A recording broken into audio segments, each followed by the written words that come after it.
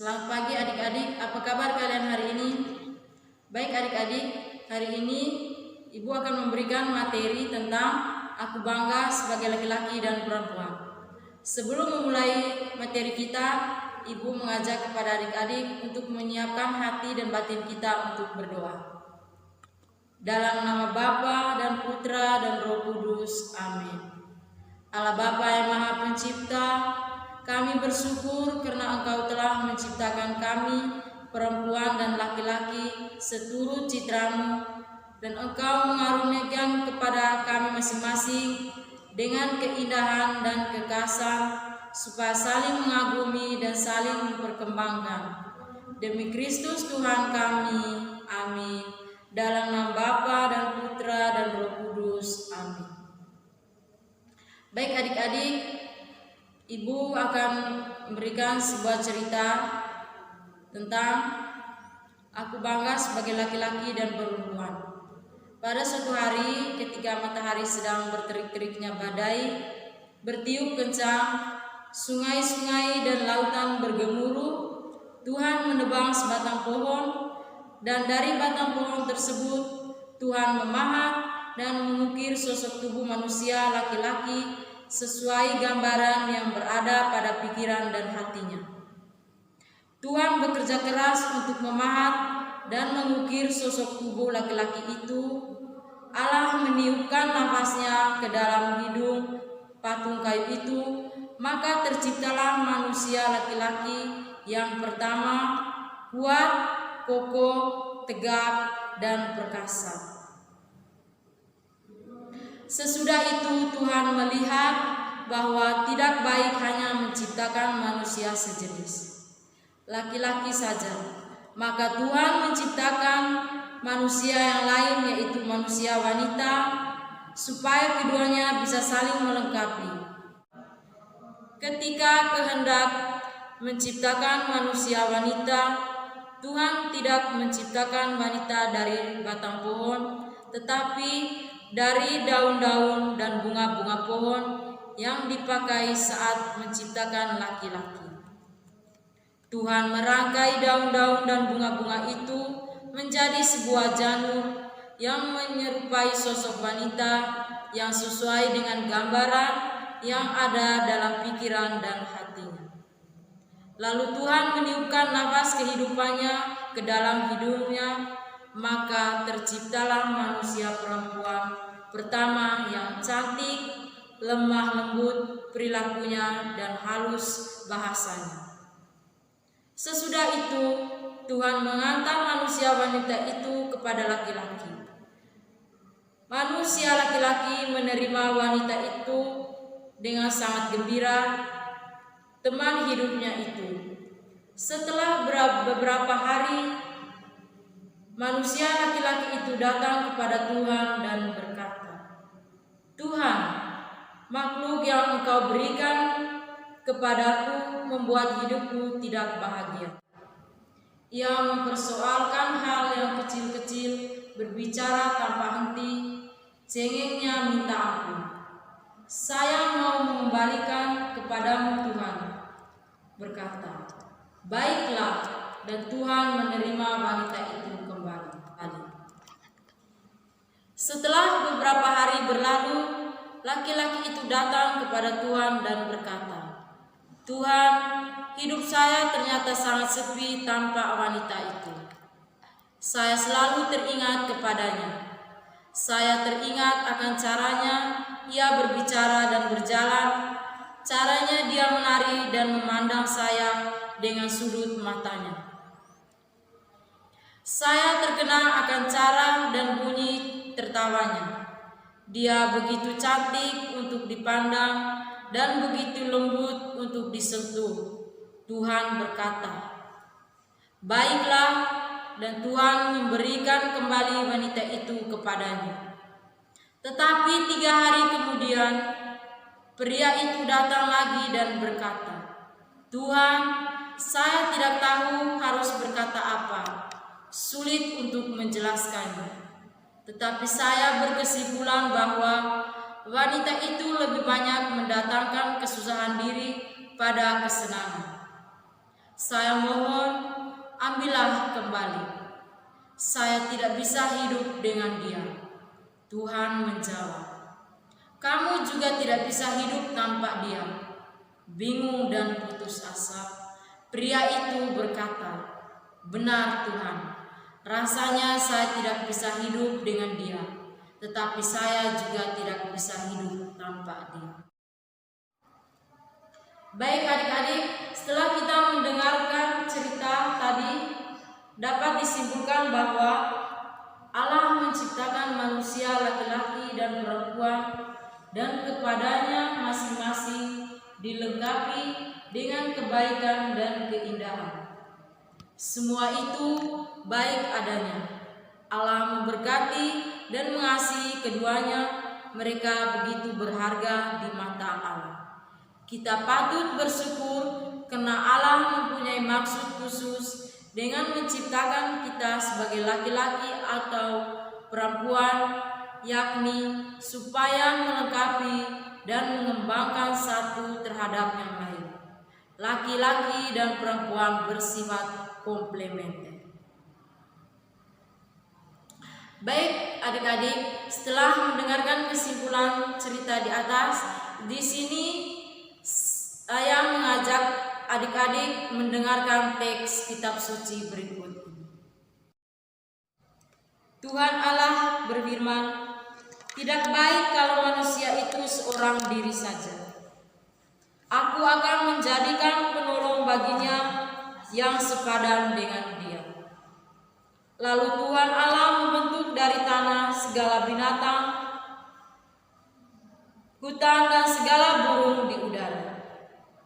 Di bawahnya lah semua kepada manusia itu untuk melihat bagaimana ia menamainya.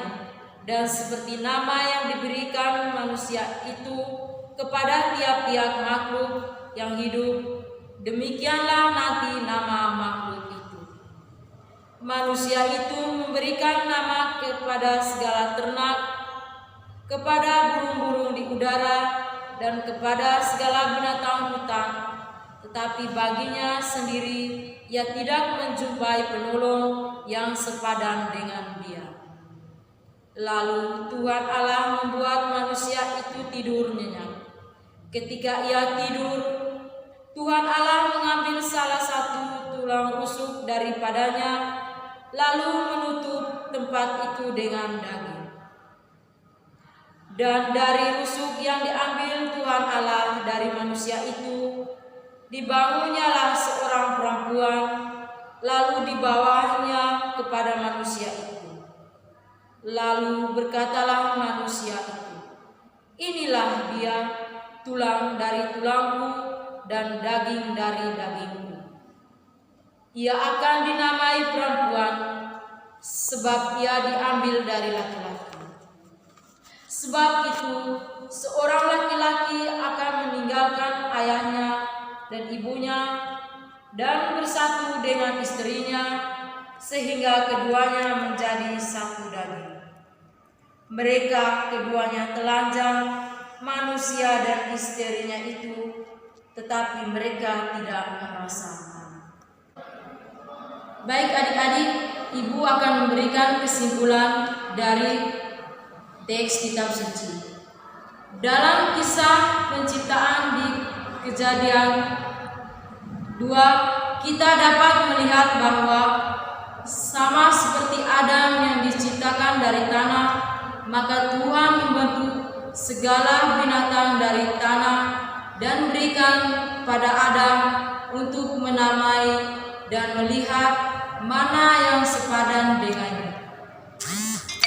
Tuhan melihat bahwa Adam tidak akan ada pertolongan yang sepadan dengan Adam jika masih tetap dibentuk dari tanah.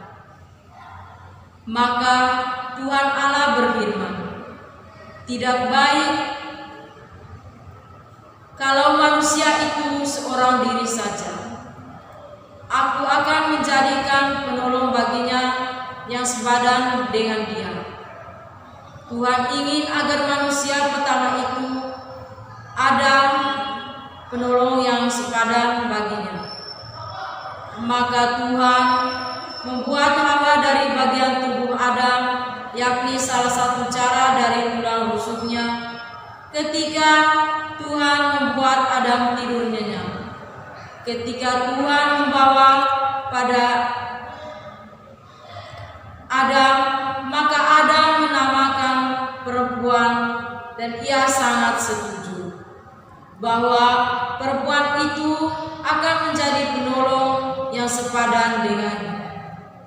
Perempuan yang diambil dari tulang rusuk dan dagingnya, bahwa laki-laki akan bersatu dengan istrinya menjadi satu darah. Jadi di sini ibu akan sharing sedikit pengalaman tentang aku bangga jadi seorang perempuan. Aku bangga jadi seorang perempuan karena perempuan selalu identik dengan sosok yang lemah lembut, seorang ibu rumah tangga, seorang yang melahirkan dan membesarkan anak-anak, serta yang bertugas mengurus pekerjaan rumah tangga. Memang sih perempuan itu identik dengan sosok yang lemah, rapuh, dan butuh dilindungi. Perempuan juga merupakan sosok yang dipengaruhi oleh perasaan atau emosi, sosok yang mudah tersakiti. Akan tetapi, di balik kelemahan-kelemahan itu, kita harus berbangga hati Bunda. Menjadi seorang perempuan itu tidak mudah, banyak hal yang harus kita korbankan. Kesempatan ini ibu akan mengambilkan semua kesimpulan. Dari sini kita dapat melihat bagaimana Allah aktif memperhatikan, menolong, dan memberi apa yang dibutuhkan manusia. Namun pertolongan Tuhan kepada manusia tidak diberikan begitu saja, tetapi Tuhan memberikan manusia kesempatan untuk menggunakan kemampuan dan pengetahuan yang telah Tuhan berikan begitu saja. Tetapi Tuhan memberikan manusia kesempatan untuk menggunakan kemampuan dan pengetahuan yang telah Tuhan berikan kepada manusia itu. Walaupun manusia diberikan kesempatan untuk menemukan yang terbaik bagi dirinya, tetapi Tuhan tetap melihat dan memperhatikan usaha manusia itu.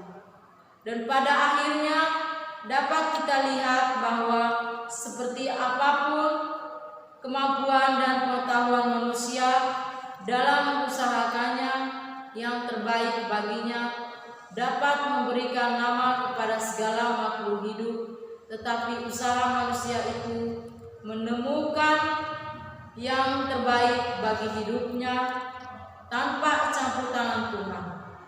Kebaikan hidup manusia adalah hidup bersama Tuhan, memiliki komunikasi yang baik dengan Allah penciptanya.